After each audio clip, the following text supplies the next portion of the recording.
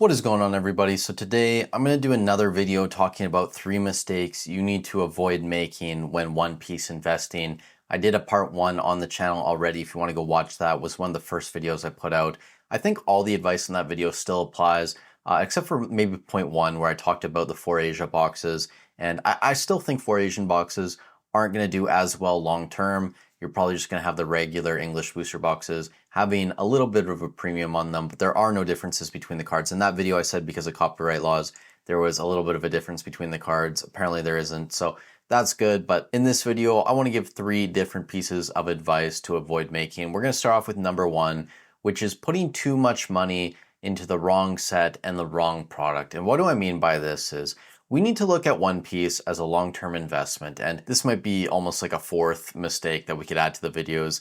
People getting into the hobby and trying to offload too early and then having to sell things at a loss or at a price they're not happy with because it's not liquid enough to move close to market price, or it's an item that, because it's not the most sought after set or sealed product, they can't sell it for a premium. They need to sell it at 70 or 80% of pack value. So make sure that you buy the proper products, which in One Piece is going to be the booster boxes more often than not, and make sure that you're putting most of your money into sets that sell. And I brought up a couple here as examples. So Paramount War, we also have Pillars of Strength over here, Kingdoms of Intrigue. These are some of the older sets, and they do not sell as often as newer sets, but also some other sets like OPO 5 has a way better sell-through rate than 04, 03, 02. Even Romance Dawn is normally selling at a faster pace compared to Paramount War and Pillars of Strength. Kingdoms of Intrigue is kind of borderline tied with them for the most part. And when I say they have poor sell-through rates, they're selling maybe 4 to 5 per week on eBay North America, buy it now, and auctions. So to put that into context, if you had, say, 3 cases of booster boxes of Kingdoms of Intrigue, that's 36 boxes. If they're selling at 4 per week, buy it now, and auction, that's going to take you over 2 months to sell on eBay. Now again, you could sell a case and who knows how long it's going to take for a case to sell. When I track in the spreadsheet, I try and keep an eye on that. I think over the past 2 months, there's been maybe 1 or 2 cases of Kingdoms of Intrigue that have sold, not just like individual boxes, but a sealed case. So they're very rare to sell also. Whereas with a set like Awakening of the New Era, OPO 5, those are selling normally over 1 per day. I think lately they've been almost at 2 boxes per day on eBay North America after the reprint or restock in North American Bandai stores. So a set like that has a better sell-through rate, it's going to take you probably half the time to offload your entire position. Again, you don't want to be in a hurry to offload stuff. You want to be able to throw stuff up, buy it now. You don't want to do auctions if you don't have to, and just wait for a buyer to come along and buy the product, right? Right buyer, right place, right time, right price. It's going to be great. And I'm not saying these older sets aren't investable, because we've seen Romance Dawn do very well this year, and I think it's going to continue to do well. I also think Pillars of Strength, Paramount War, Kingdoms of Intrigue, these will probably do decently in the long run also, but just know that these are the types of sets that it's going to be much more difficult to move in the long run, and you may have to wait on them a little bit longer than a set like 05 or 09, or obviously the newer stuff like OP11, EBO2, that goes way faster than these older sets. Now, mistake 2 I see a lot of people making is buying lower end cards and expecting them to be a great investment vehicle. And I'll give you an example. So if you look at this Frankie here from Emperors in the New World, this card's up 52.55% over the past 3 months. Some people would look at that and go, hey, like I can get a 52% return in 3 months on this card. That's awesome. But the reality is, if you're trying to sell this card, you're probably going to lose money, even if you theoretically were up 52.55%. The reason for that is people need to remember that this is not the stock market. You just don't click a couple buttons and offload your product. You have to list on eBay, you have to list on Facebook Marketplace, you have to have connections with a local store. Like, there are ways to move product, but it takes time. And also, it's going to cost you money through a lot of the vehicles. For example, if you sell on eBay and you have to ship this out, it might be $1, $2 to ship it out. In Canada, it might even be $3, right? You're also gonna have to spend your time driving to and from the postal office or going to a postal box near you. You're going to have to pay your taxes, obviously, at the end of the year. So all of that needs to be considered. And that's why buying $3 to $5 cards, it's normally just not worth it. Now, maybe if you vend, like if you go to card shows and you set up that way, that might make sense for you. If you're buying a lot of cards for $1 and you're flipping them for $2 or $3, that's great. But for most of us who are sitting at home, we're just long-term investors, this is probably not going to be the way that you go about things. And if you want to invest in cards, don't go for the lower end stuff because normally it just doesn't hold up. Like a lot of the value in these lower end cards comes from them being part of the meta in the TCG. And once they fall out of meta, and you can go look at tons of cards where this happens, they just drop in price. They'll be slashed in half. We're already seeing a lot of EBO1 cards because of the reprint, PRBO2, Cavendish, a lot of other cards are getting reprinted. They're getting slashed in price. So if you want to invest in One Piece cards, you want to buy singles or slabs, don't go for lower end stuff like this. It's just not worth doing. Go for the high end stuff, like buy the best of the best. Go for the Goldie Roger manga. Buy it in a PSA 10, a BGS 10 black label. Like that would be ideal. You could buy the Luffy from OPO5. I think that's awesome. Almost any of the mangas are great. I think the Nami's a great choice as well, especially if you want some waifu exposure to the hobby. That's probably the way to go. Her and Boa Hancock from OPO7. Like buy the more expensive cards.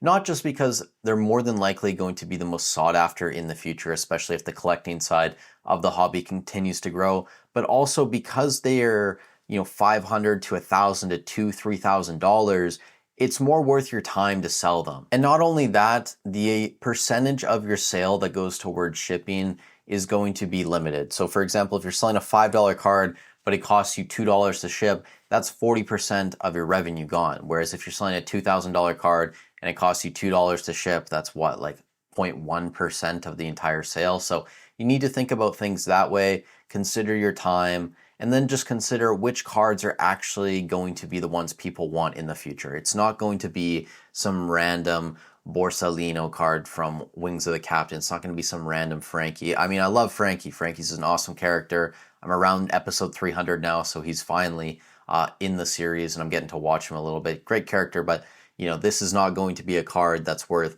$100 one day. More than likely, that is just not going to happen. And the final piece of advice I want to give in this video, which is probably going to come off a little bit contradictory, but hear me out, is that if you are investing in One Piece, don't be afraid to take risks and go against what everyone else is doing. And what I mean by this is, for the most part right now, people agree booster boxes are the way to go. If you're investing in booster boxes, great. If you're investing in booster box cases, like the actual sealed case of 12 boxes or 10 boxes in the case of the premium boosters, that's probably even better. But I've heard people talk about this and leave it in my comments, and they talk about like the double packs, where the logic behind buying these is that in the future, selling a loose booster box, people aren't going to want to buy these because everyone knows mapping's a thing in One Piece, and every seller online is just opening their cases and they're figuring out how many hits in this box and how many hits in that box, and then selling the boxes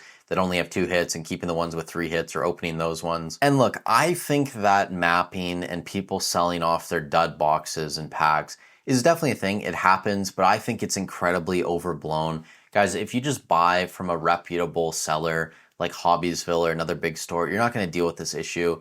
My anecdotal experience kind of just proves the contrary of that point. Like, I bought 2 boxes from Hobbiesville of Royal Blood, and I opened the Trafalgar Law. So clearly, Hobbiesville and these other large stores, if you just think about it, right, it makes sense. Like, they're not going to have the time to be opening their boxes and worrying about, which one has the manga or the big hits in there, and then, we'll sell off the other boxes. Like, they're just worried about volume. They're pushing out thousands of boxes and products from their store every single week. So if you're buying from those places, you don't have to worry about it. Now, if you're buying from a small random seller, yeah, I probably would not buy loose booster packs and maybe even boxes, but I really wouldn't worry about it, especially if it's a trustworthy person, they have decent feedback. But with all of that said, right, they might have a point when they're talking about these double packs and maybe even sleeve boosters potentially being a product that in the future has a premium on it because people can't map them, right? And you might have a decent chance of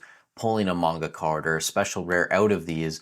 Whereas if you're buying a booster box, there might be like a 1% to 2% chance that that box has been mapped and you know it's going to be a dud box. So although I disagree with people that say that mapping is this massive thing, I don't hate if someone puts 5 to 10% of their portfolio into double packs or into sleeve boosters. I think that's fine if you genuinely believe that mapping is going to be a huge deal. And again, like one piece investing is very new. It's only been around a couple years. And this kind of reminds me, if any of you guys play poker, if you've watched poker for longer than like a decade, like 2 decades, 3 decades, you know the history of the game. A long time ago, No Limit Texas Hold'em was played entirely differently than it is now. For example, at this point, there's solvers. You know, you're supposed to like 3-bet king 5 suited on the button, 5-handed or 6-handed a certain percentage of the time. Like if you did that 20 years ago, people would think that you were genuinely stupid and you had zero idea how to play. That was back when, you know, you just overcall, like people weren't 3-betting as often. You'd only play your premium hands. And now you got to get in there. You got to mix it up with 3-bets and 4-bets with suited connectors like 6-7 suited, 5-4 suited, all of this. So the point is, you could be a Tom Dwan, you could be an Isildur and be ahead of the curve, if that makes sense, and be doing things that people won't realize are actually optimal for 5 to 10 years. Like that is entirely possible. But you could also be doing things that just aren't fundamentally sound, that inevitably cost you more money simply because you chose to do something that went against the grain or was viewed as riskier than you need to do. And at least for me, like I really don't worry about trying to flip the game on its head and come up with an amazing new investing strategy. Like I'm just going to continue buying booster boxes because out of all the TCGs out there, booster boxes normally do the best. I mean, PCTBs are taking over in Pokemon, but for a long time, booster boxes, you've made great money if you just buy them and hold them. So I'm just going to continue to do that. And over time, if we see new trends and there's data suggesting that certain things work, awesome. Like I'll probably hop on the trends then, but I'm not going to be trying to set a new one, if that kind of makes sense, right? Like I'll just go with what I know works. And if I miss out on some gains or maybe even some large gains on a certain item, like that is fine. Like I'm okay with that. I would rather miss out than potentially put too much money into something that I know is not going to work or more than likely shouldn't work, because that is a place I do not want to be. So to sum up this video, don't be afraid to take risks. Don't buy cards that are lower end. They're probably not going to be worth your time. And they're also probably not going to be the ones that perform the best long term. And then also just don't over leverage, don't overextend yourself into products that have poor sell-through rates and just aren't the best sets. And I will close the video on one thing, because there's always someone in the comments who says like, you know, I can buy Pillars of Strength at $100, like it's a no-brainer. Great, guys. There is a price to buy everything, right? Like it doesn't matter if it's a mini tin, a 2-pack bundle, a booster box, a sleeve booster. If you can get them cheap enough, you can get them at 10% of market, 20% of market, even 50% of market, it is a no-brainer, right? And that makes it a safe investment. But this whole video is talking about buying things at market price and just viewing them with a long-term perspective, right? 3 to 5 years, 10 years, whatever. With all that said, thank you for watching the video. If you got some value out of it, I'd really appreciate if you leave a like on the video and subscribe to the channel. It helps out a ton.